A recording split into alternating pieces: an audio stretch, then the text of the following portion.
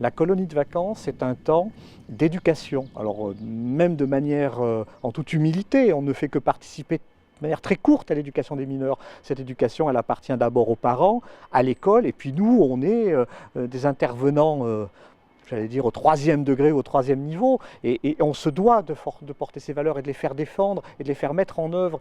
Et le travail que nous avons, nous, Service Enfants Jeunesse, c'est de nous assurer que nos directeurs sachent réellement mettre en place et mettre en œuvre ces valeurs que l'on souhaite voir défendues. Les valeurs du projet éducatif du CCGPF, elles tournent essentiellement autour de la solidarité, du partage, du respect de l'autre, du respect du droit à la différence. Elles vont tourner également sur toutes les valeurs. Alors là, on parle de la question de la solidarité, mais pas exclusivement centrée autour des enfants de cheminots, mais au sens plus large sur toute la société. C'est-à-dire qu'on ne peut pas s'isoler dans notre monde. On est bien, quand on est, y compris en colonie de vacances, en lien avec les autres. Et ça, c'est quelque chose qui est important. On va avoir, par exemple, dans nos colonies de vacances, des enfants qui vont venir du sud, d'autres qui vont venir de l'est de la France, d'autres qui vont venir du nord. Et c'est tout ce partage des jeunes, tout ce partage des connaissances, des cultures qui va faire qu'un projet éducatif va pouvoir vivre. Et toute l'intention, vraiment, et la volonté des directeurs, c'est de trouver les moyens et les outils pour faire vivre ces grandes orientations éducatives et les rendre de manière très concrète, le plus ludique possible, pour que les enfants puissent s'accaparer ces intentions-là. Dans la logistique de préparation des colonies de vacances, on a par exemple ce séminaire qui permet de réunir toutes nos équipes d'encadrement de manière à leur faire passer tous les souhaits, toutes les exigences que nous avons pour bien réussir la saison. Je suis sur tout ce qui est gestion, l'équipe technique et cuisine, les fonctions d'économa et le lien avec l'assistante sanitaire. On s'est un petit peu réparti les rôles pour que ce soit plus clair. On a fait des exercices d'évacuation. Puis du coup, moi j'étais le gars de la formation m'a demandé de me coucher au sol dans une pièce avec une machine à fumer. Et du coup, j'étais inconscient. On leur apprend en fait à avoir un comportement adapté suite à un départ de feu. Donc la mise en sécurité dans un premier temps des personnes, donc des enfants, d'accord, et d'eux également, et d'intervenir sans prendre de risques. Puis après, on a utilisé des extincteurs, ce qui est quand même assez ludique, et puis en même temps, c'est-à-dire que si tu l'utilises pas, en fait, le fait de l'utiliser une fois, j'appréhenderais plus de l'utiliser, quoi. C'est facile en fait. Après la partie évacuation, donc la partie extinction, donc si le feu n'est pas trop important, on les apprend à utiliser un extincteur, donc pour un départ d'incendie bien sûr, sans prendre de risques. Donc on va les faire pratiquer sur un foyer écologique. Avec tous les différents extincteurs qu'ils pourraient avoir sur leur sorte de vacances. C'est cool ce truc.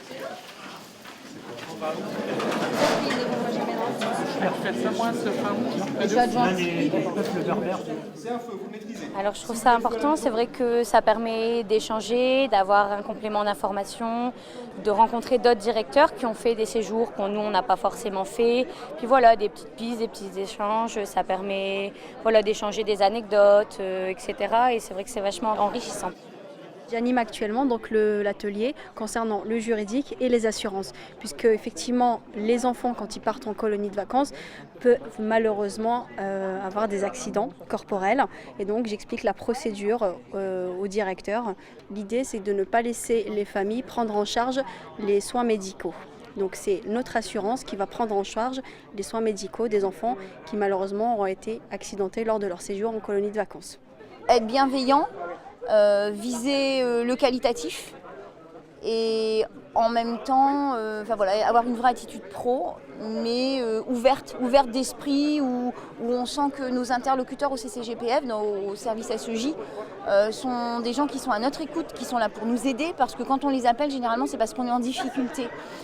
Soit une difficulté administrative, soit une difficulté pendant le séjour, quelle qu'elle soit. Hein. Ça peut être avec un membre de l'équipe, ça peut être par rapport à un jeune, ça peut être avec les familles, enfin je veux dire n'importe quoi. Ça peut être sur le lieu, un problème d'hébergement, un problème financier, enfin peu importe. Et c'est important, quand on les appelle, de se sentir soutenus et vraiment accompagnés. Voilà. On va apprendre tout ce qui concerne la réglementation des accueils collectifs de mineurs, on va apprendre tout ce qui concerne l'hygiène alimentaire. On va apprendre également tout ce qui concerne la comptabilité. S'agissant de fonds publics, il faut savoir gérer en bon père de famille sa colo.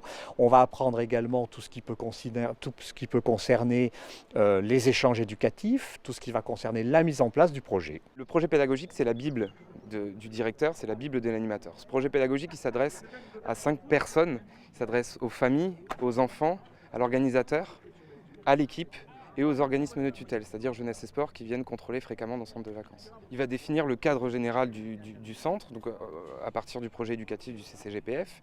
Il va définir les temps en particulier. Donc dans ce projet pédagogique, on va parler du lever, du coucher, du repas, comment ça va se passer, quel est le rôle de l'animateur, ça c'est important, puisqu'on accueille aussi des animateurs qui sont parfois jeunes, qui arrivent sur un centre de vacances et qui ont besoin un petit peu de voir comment se passe un séjour de vacances. Donc il y a à l'intérieur de ce projet pédagogique l'ensemble des informations pour animer au mieux un séjour. Nous avons cette particularité au CCGPF de faire voyager tous nos enfants par le train, ce qui est quand même quelque chose d'assez exceptionnel, on doit être les seuls en France. Nous organisons avec la SNCF, selon un plan de transport qui est établi, le transport d'environ 9000 enfants de 74 points de départ en France jusqu'à 50 points d'arrivée colonies de vacances, tant pour l'aller que pour le retour. Alors moi je vais appeler Limoges et je vais demander si ceux de Brive sont restés à Limoges. Oui, ceux de Brive. Alors ce lieu, il nous est mis à disposition donc, par la gare. Ça nous permet d'accueillir les enfants qui vont partir de la gare d'Austerlitz en direction de 3 centres de vacances près de Limoges et donc 3 centres de vacances du CCGPF. Alors leur séjour commence dès maintenant, puisque en fait le voyage fait partie pleinement du séjour. Avant leur départ du train, ils ont déjà fait connaissance aussi bien avec leurs animateurs qu'avec les autres enfants qui viennent des 4 coins de France. Saint-Léger-la-Montagne. Donc il faut que vous voyez avec directement Saint-Léger. Ah, c'est les panneaux qui écrivent. Voilà, ils sont affichés là-bas. Et c'est quoi ton nom? Mathis Julien. Tiens, l'animatrice est... Pendant le voyage, ce qui se passe, c'est qu'on a un wagon et quelques places en plus de réservées. Donc les enfants sont libres de circuler dans le wagon. Nous, on veille juste à ce qu'ils ne s'éloignent pas trop, qu'ils ne sortent pas des wagons réservés.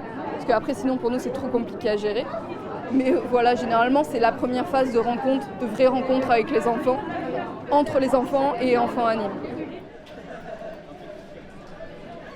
L'organisation générale des colonies du CCGPF, ce que je trouve intéressant, c'est qu'on a différentes activités dans différents coins de la France. Les enfants sont toujours, arrivent à se retrouver ou arrivent toujours à sympathiser les uns avec les autres.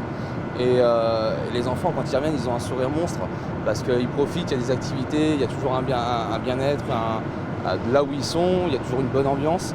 Et je trouve ça bien, je trouve que c'est une bonne expérience pour eux, quoi. Ça leur apprend l'autonomie et en plus les activités où ils s'amusent, quoi.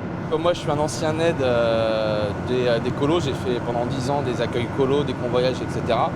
C'est pour ça que ça me tient à cœur de les aider jusqu'au dernier moment, quoi. Et puis on voit qu'il y a toujours besoin d'un coup de main, il y a toujours besoin d'aide, donc voilà, je me rends toujours disponible pour aider, quoi. Là, j'ai terminé les colos l'année dernière et avant j'y allais tous les ans aussi. Et ça me rend un peu nostalgique justement et je me dis pourquoi pas accompagner aussi ces enfants justement qui des fois découvrent les colos parce qu'il y a des tout petits, ça commence dès 6 ans. Et essayer de leur faire passer un bon moment et un peu les déstresser parce que souvent ils sont stressés quand ils sont petits de quitter papa, maman. Et voilà, essayer de faire passer un bon moment et s'investir un peu aussi, aider. Mais là c'est vraiment le grand rush de notre entreprise, quoi. Là, c'est une date à pas louper, quoi. Il faut vraiment que ça roule et que ça soit bien encadré. D'ailleurs, le CCGPF fait un super travail et on a des élus qui s'occupent très bien de toute l'organisation. Et derrière, il y a tous les bénévoles qui font le restant de la chaîne et qui amènent le projet à bon port, quoi, on va dire.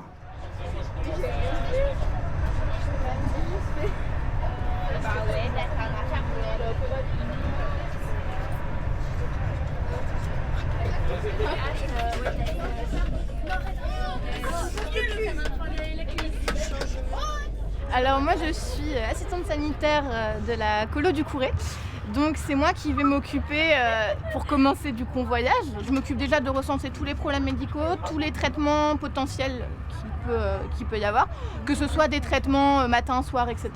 ou juste le midi, parce qu'il y a des enfants qui ont des traitements le midi, donc on est obligé de commencer le recensement dès maintenant, puisque là ils ont mangé dans le train. Donc j'ai donné les traitements pour le midi, j'ai recensé tous les autres traitements et là je suis en train de faire un trombinoscope pour que ce soit plus simple au niveau de l'organisation. Donc je passe voir tous les enfants par ordre alphabétique et je prends des petites photos.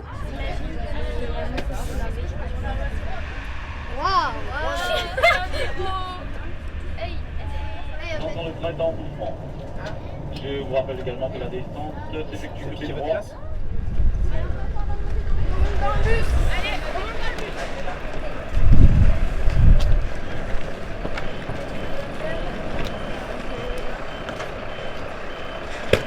Les projets pédagogiques sont bien faits, ils définissent bien donc, le rythme de la journée.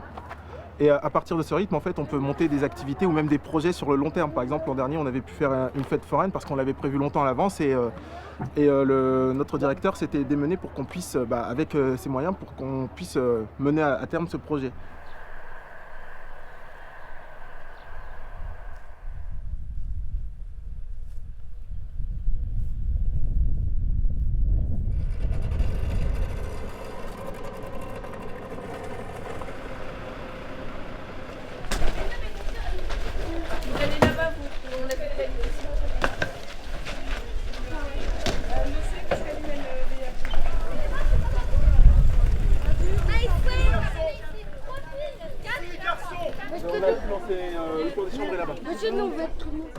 On regarde tout ce qu'ils ont dans leur valise, un par un, on compare avec ce qu'ils avaient chez eux. On le range à ce moment aussi, comme ça la chambre est propre. Et ensuite on récupère tout ce qui est argent de poche, les documents administratifs, tout ce qui est fiches sanitaires et tout ça. Parce que c'est pas eux qui doivent les garder, pour éviter qu'ils les perdent, qu'il y ait des vols, enfin des problèmes quoi. Oui. Toi, c'est short, bermuda ou jus? Gilet, vous en avoir 3. 1, 2, 3. Ok. On va les amener jusque devant là, le château. On arrive 2 à 3 jours avant les enfants. Et pareil pour les employés de collectivité qui arrivent avant, ce qui permet surtout que là on ouvre le centre, on est au début du mois de juillet. Donc comme on ouvre le centre, ça permet de le remettre en état, de vérifier toutes les installations, de préparer le centre, le nettoyage, etc. Tout le monde loge sur place, ça permet de créer une petite émulation, puis ça permet d'apprendre à mieux se connaître, et ça permet même d'être proche des enfants, etc. Donc c'est vrai que ça c'est intéressant. T'as pas vu Manon ? Ce matin, on fait une activité.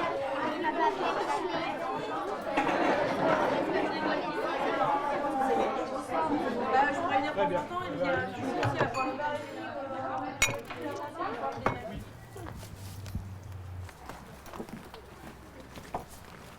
Bon c'est parfait, c'est ça. C'est uniquement vérifier qu'il n'y ait pas un caillou, d'accord, ou une blessure, que ce soit propre, on s'en fiche. C'est bon pour vous? Ok. À vous de jouer. Fiera, ça marche? Ouais. 3, 4. Parfait. On est recruté par un centre, le domaine de Gaillac, qui fournit les chevaux sur l'ensemble des colonies SNCF. Donc c'est eux qui nous recrutent, c'est eux qui mettent les chevaux à disposition. Et après, c'est le CCGPF qui nous salarie, donc on fait partie intégrante de l'équipe. On s'occupe exclusivement de la partie technique, équitation, donc faire monter les enfants, les accompagner en extérieur. Et sur ce centre-là en particulier, c'est surtout basé sur de la randonnée. Une colonie, ça fonctionne au rythme des enfants, donc tout est plus lent, on a plus le temps de faire les choses. C'est très ludique, on ne cherche pas des résultats en compétition, une performance quelconque. Ce qu'on recherche, c'est qu'ils soient heureux et qu'ils repartent avec le sourire. Donc c'est très, très oxygénant, quoi.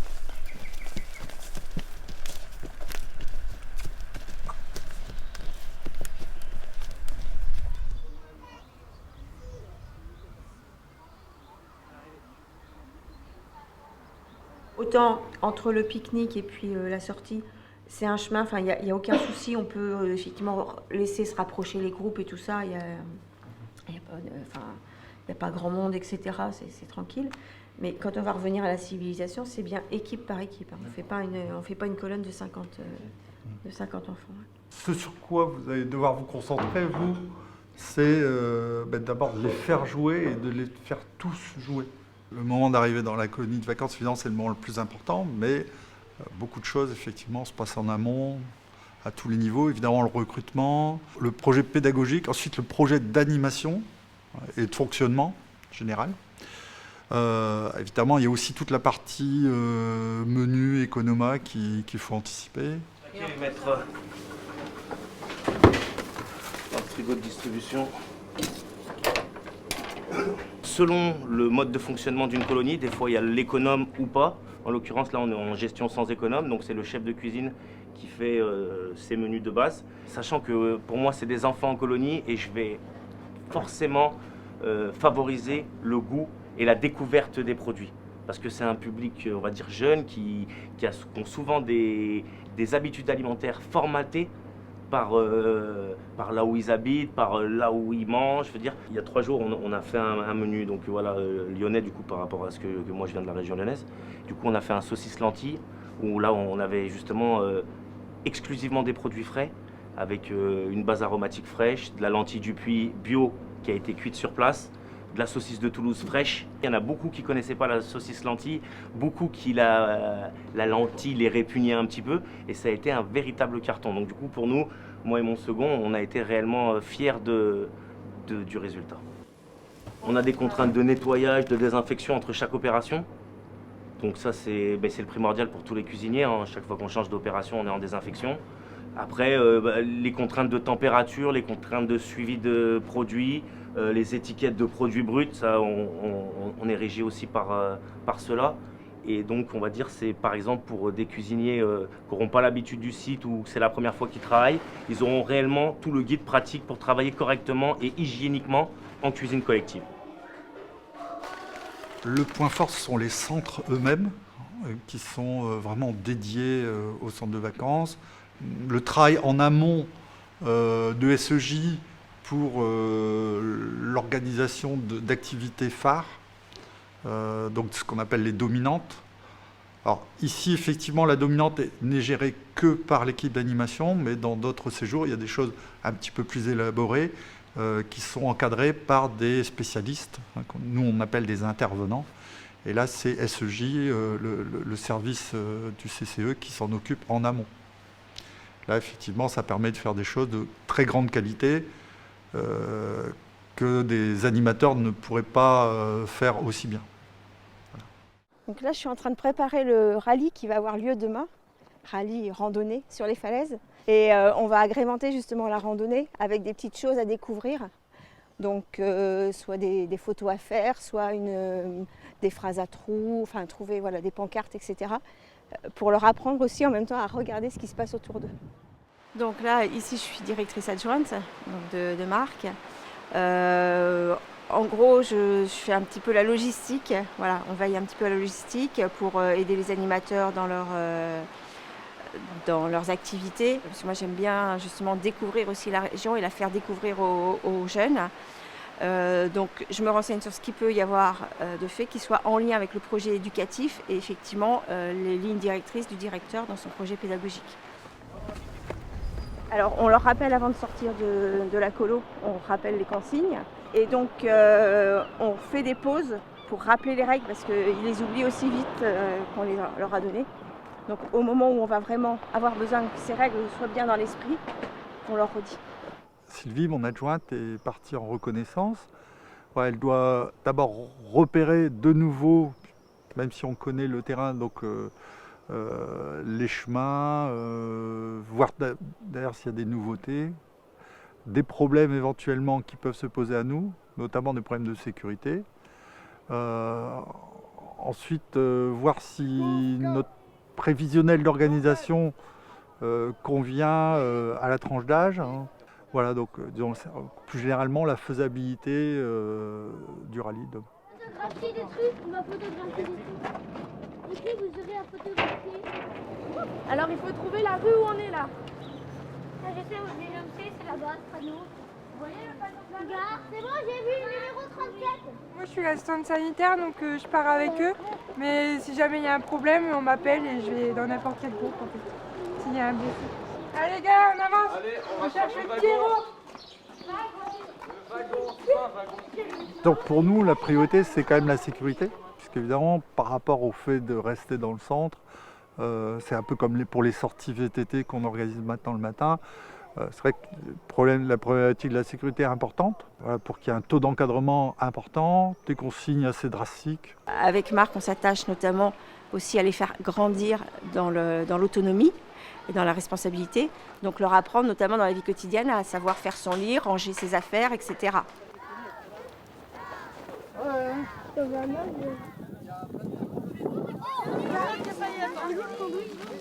Le blog, c'est relativement récent, ça fait 6 ans je crois qu'on fait ce blog. Effectivement, c'est une évolution, disons, de choses qui existaient auparavant. On avait Allo Colo, où ou d'autres choses comme ça qui existaient, où on passait donc un message vocal.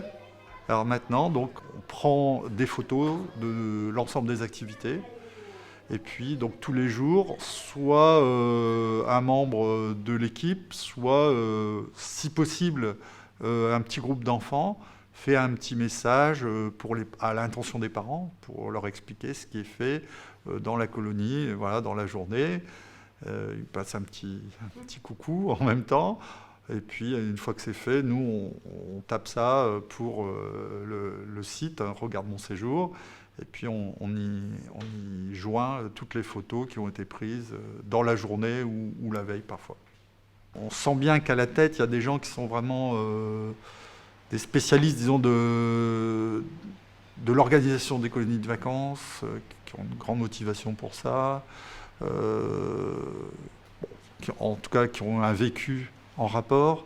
Un véritable engagement social dans le CCGPF qu'on ne retrouve pas forcément dans d'autres organismes. C'est par rapport au projet éducatif, en fait, je retrouve pas mal de valeurs que je partage. Donc c'est vrai que ça, c'est assez intéressant et du coup, c'est ce qui me permet de bien fonctionner. Avoir notre propre patrimoine, utiliser et faire fonctionner le patrimoine social, ça a vraiment du sens politique et syndical. Et puis quand on a des besoins supplémentaires, on travaille avec quelques partenaires extérieurs qui sont tous issus du mouvement d'éducation populaire, le mouvement laïque. C'est, je pense, le plus beau projet qu'on puisse mener, c'est vraiment voilà, l'acceptation de l'autre, de ses différences et vivre ensemble. De passer du temps avec des enfants, je trouve ça extra. On manage aussi une équipe d'animateurs, il faut booster, il faut toujours avoir l'énergie, redonner un petit coup de fouet quand il y a besoin. Ces échanges permanents dans l'intérêt des enfants, voilà, ça c'est très très motivant.